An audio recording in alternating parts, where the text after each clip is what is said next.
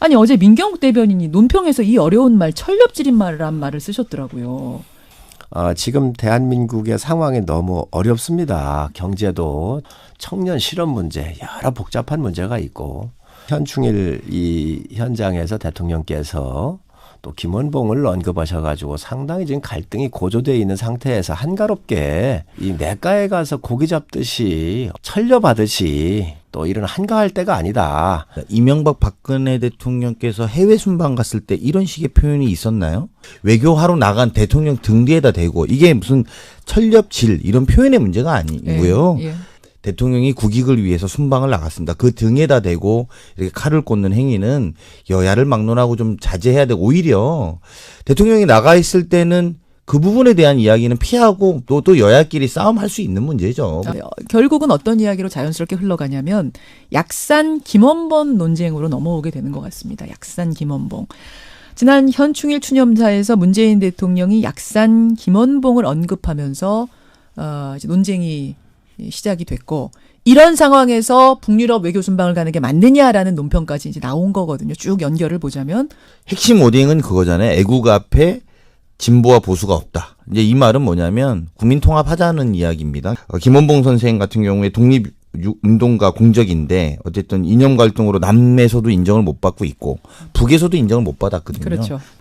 진보 보수 문제를 넘어서서 국민 통합의 문제를 좀 관점을 가지자 대통령이 이렇게 메시지를 한 거라고 보고요. 그 말씀은 방점은 뒤에 있었다는 말씀이에요. 물론이죠. 통합에 있었다. 자유민주주의와 시장경제, 인간의 존엄성 같은 모든 법적 가치가 있는데 이것을 지구상에서 없애려고 했던 세력이 누구냐? 김일성 집단입니다.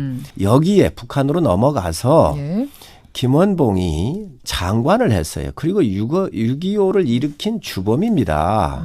지금 국립묘지에 돌아가서 안장되신 분이 총 28만 명 정도가 돼요. 이분들 중에 대부분이 6.25 전사자입니다. 그렇죠. 이분들이 계신 곳에 와서 대한민국의 헌법을 수호하고 대한민국 국채 정통성을 보존하기 위해서 묻혀있는 분들한테 오셔가지고 김원봉을 얘기한다. 6.25의 주범을 얘기한다. 있을 수 없는 이야기라고 생각을 합니다. 제가 왜 이 부분에 대해서 김원봉에 대해서 한국당이 좀 과도한 공격이라고 인식하냐면 주체 사상을 만들었고 헌법 가치에 덤볐던 황장엽에 대해서 이명박 정부 때 우리가 포상하고 훈장하고 했던 것 아닙니까? 서훈 주고 국립묘지 묻혔죠. 그렇습니다. 국립묘지 묻혔습니다. 그래서 제가 볼 땐 이전에 황장엽에 대해서는 그렇게 처리하고 이번에 김원봉에 대해서는 그렇게 처리하면 안 된다? 이것도 일관성이 없을 뿐더러 현재 진행되고 있는 자당의 시장도 자기 지역구에 기념관을 만들고 있는데 그럼 그것도 일리가 앞뒤가 안 맞는 부분들은 존재한다라는 거고요. 일북한 황장엽 씨 주체 사상의 아버지 또 뭐 난파간첩 많이 보냈죠. 이랬던 황장엽 씨에 대해서도 서훈 줬듯이 김원봉에 대해서도 좀 열린 마음으로 생각할 수 있지 않느냐. 어차피 북에서도 숙청당한 사람인데. 자, 성 의원님. 이 분이 북한 정권에 협력은 했지만 그 이후에 대한민국으로 넘어온 이후에 이 역할을 한 거에 대해서는 우리가 인정을 해야 한다. 김원봉 씨야. 이분이 뭐 우리한테 넘어왔나요? 6.25의 주범입니다. 주범이고. 탈북 자꾸 얘기를 하시는데 그거는요. 정권 권력 투쟁에서 밀려가지고 지금 총살된 거나 마찬가지예요. 권력 투쟁에서 밀린 그렇습니다. 거다. 정말 나쁜 사람인데 대통령이 무슨 분란을 만들었고 우리가 해왔던 것은 다 앞뒤가 설명이 된다라고 이야기하지 말고 우리가 과거에도 이랬고 또 이 문제에 대해서 문제의식은 있다. 그리고 시기적으로 굳이 적절했느냐. 이런 정도의 이야기는 저는 할 수 있다고 봅니다. 현충일. 네, 현충일이니까 뭐 3.1절에 했었으면 이해가 되는 거지만 현충일은 좀 그렇지 않나요? 이런 토론의 여지는 저는 있다고 봅니다만 이거 자체를 싸잡아서 여기는 백이고 여기는 흑이다. 이렇게 말하는 거는 좀 균형 감각에 대해서 좀 의심스럽다고 생각할 수밖에 없고요. 자, 이 얘기 황장엽 선생 같은 경우 오는 경우 같은 경우는 대한민국을 위해서 받아야 합니다.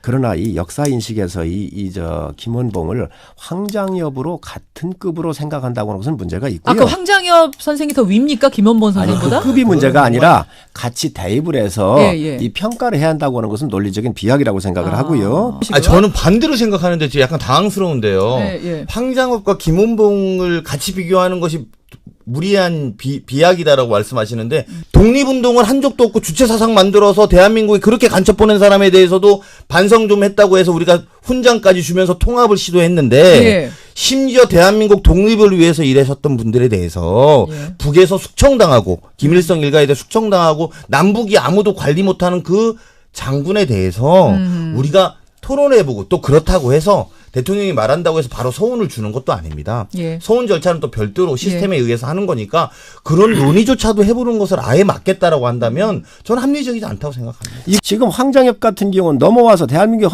헌법 가치를 부정한 게 아니에요. 대한민국이 맞다라고 인정한 사람이에요.